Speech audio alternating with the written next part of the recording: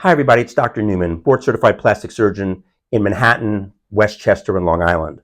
I want to talk a little bit about breast reconstruction for breast cancer patients and one of the common ways that we do this. We frequently use implants to reconstruct patients, implants in a very similar way that we use implants for breast augmentation patients for cosmetic cases. It's just that frequently the implants that we use when we do breast reconstruction are much larger than the implants that we might use for breast augmentation. Sometimes those implants are so large that we can't just simply fit them, and we need to create a space over time that will then accommodate the size implant that the patient needs to get the reconstruction that they desire. What we'll do is, rather than put an implant right in during the patient's initial surgery, we'll put in something called a tissue expander, which in layman's terms is kind of a deflated balloon. But different than a balloon, if you look at this tissue expander, this is an example of a small one, you'll see that there's a port in that. And through that port, I can put a needle into that circle, into that port in there, and that will then inflate the balloon, will inflate the tissue expander. And we do that gradually. We inflate it, we inflate it, we inflate it until it's the size that we want. And by doing it gradually, you actually get the tissues not just to pull, but to actually stretch. And over time, we eventually end up with a space that's big enough for the correct size implant for the patient. We'll then go back to the operating room, take out the tissue expander, and replace it with an implant that's the appropriate size. This port is covered by something that if I put a needle through that, it won't then leak.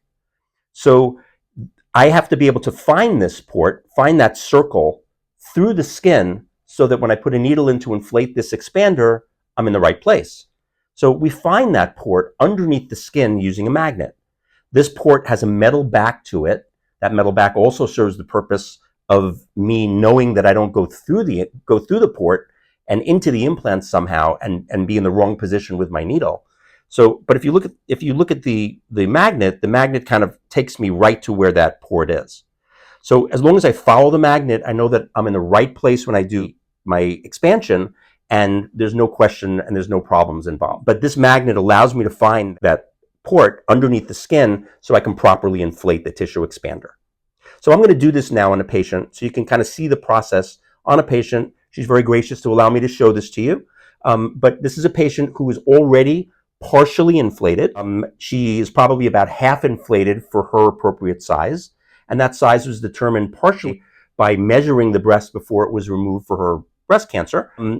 This is a patient who had to have her nipple removed as part of her breast cancer treatment. And that's something that in some cases we can preserve the nipple, in some cases we can't. Her situation was a case where we could not preserve the nipple, but I'm now going to show you how this expansion is done. So I'm going to show you how this tissue expansion is now done. So this is a patient who had her breast removed, not the skin of her chest. The skin of her chest is still part of her chest, and we're now stretching out that skin to accommodate an implant that will now become the volume, the size of her new breast. As I showed before, there's a magnet in the port, and this is the magnet that I'll use to find that port. And you'll see that this will show me exactly where the port is. So no matter how I approach this, it's going to take me to the same spot.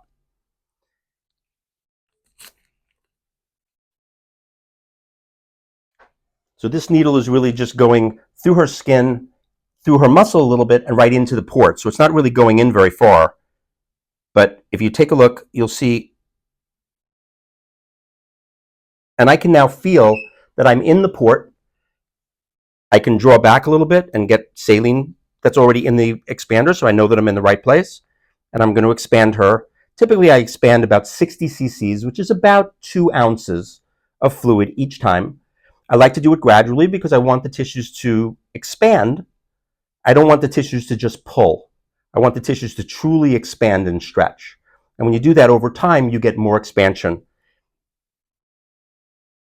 This is not something that's painful for the patient. I mean, it's still a needle stick. The area over the port eventually gets a little bit numb because it's repeated injections in that same area, but she's really not feeling this injection. What she will feel is a little bit of stretching because the expander is now getting a little bit bigger. So it's going to start to feel a little bit tight for her. And then over the course of the next day or two, that tightness will go away because the tissues are going to start to stretch. And then she'll come back next week and we'll do this again until we achieve the correct size for her. And I can feel with my needle that I can feel the plate in the back of the port, so I know I'm in the right spot and I'm not going through anything. And once she's the size that I want her to be, well then, usually I'll even expand her a little bit bigger than the size I want her to be, because I want the skin to stretch out nicely, because it'll give me a better shape for her breasts when we're done. But we'll then go back in, we'll take out this tissue expander and replace it with an implant that's the appropriate size for her.